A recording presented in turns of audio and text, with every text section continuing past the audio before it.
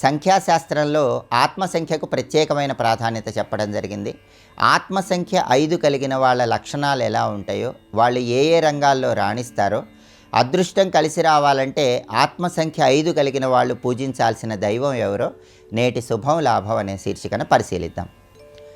జ్యోతిష శాస్త్రంలో లగ్నానికి ఎంతటి ప్రాధాన్యత ఉందో సంఖ్యాశాస్త్రంలో ఆత్మసంఖ్యకు కూడా అంతే ప్రాధాన్యత ఉంది. ఎవరైనా పుట్టిన తేదీ, నెల, సంవత్సరం వాటిలో ఉన్నటువంటి అంకెలు మొత్తం కలిపితే చివరగా ఒక అంకె వస్తుంది. దాన్నే ఆత్మసంఖ్య అనే పేరుతో పిలుస్తారు. ఈ ఆత్మసంఖ్య 5 కలిగిన వాళ్ళ మీద నవగ్రహాలలో బుధుడి ప్రభావం ఎక్కువగా పనిచేస్తుందని సంఖ్యాశాస్త్రంలో చెప్పారు. ఆత్మసంఖ్య 5 కలిగిన వాళ్ళు చిక్కడు దొరకడు అన్నట్లుగా వ్యవహరిస్తూ ఉంటారు. నొప్పింపక తానొవ్వక తప్పించుక తిరుగువాడు ధన్యుడు సుమతి అన్నట్లుగా ఎదుటి వాళ్ళ మనసు బాధ పెట్టకుండా, వాళ్ళ మనసు బాధపడకుండా వాళ్లకు కావలసిన పనులు ఎంతో చాకచక్యంగా నిర్వహింపజేసుకునే ప్రత్యేకమైన లక్షణాన్ని కలిగి ఉంటారు.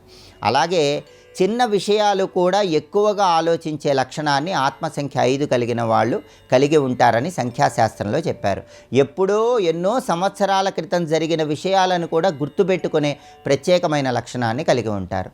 అందరితో కలిసిమెలిసి ఉన్నప్పటికీ ఒక్కొక్కసారి ఏకాంతంలో కూడా ఆనందాన్ని వెతుక్కునే ప్రత్యేకమైన లక్షణాన్ని ఆత్మసంఖ్య 5 వాళ్ళు కలిగి ఉంటారు.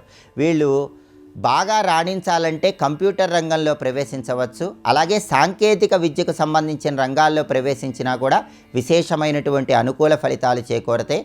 వ్యాపార పరంగా వస్తువులు కొనుగోలు చేసి వాటిని నిల్వ చేసి తర్వాత ఆ వస్తువులు అమ్మే ప్రత్యేకమైన వ్యాపారాలు చేస్తే ఆత్మసంఖ్య 5 వాళ్ళకి అదృష్టం బాగా కలిసి వస్తుంది.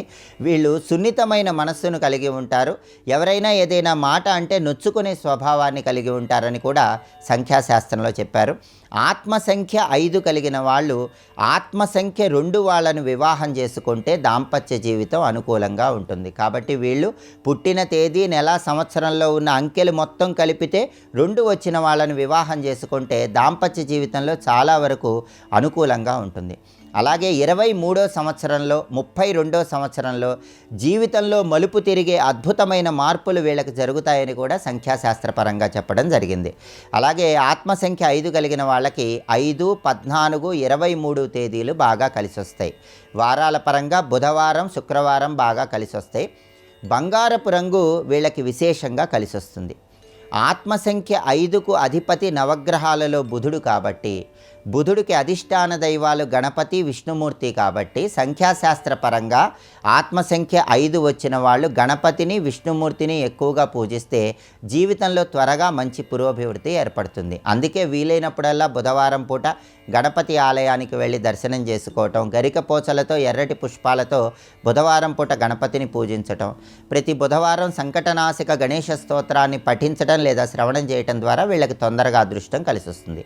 అలాగే బుధవారం పూట విష్ణు ఆలయ దర్శనం చేసినా, విష్ణు సహస్రనామ స్తోత్ర పారాయణ చేసినా కూడా జీవితంలో మంచి పురోభివృద్ధి కలుగుతుంది. గం క్షిప్రప్రసాదనాయ నమః, ఓం నమో నారాయణాయ.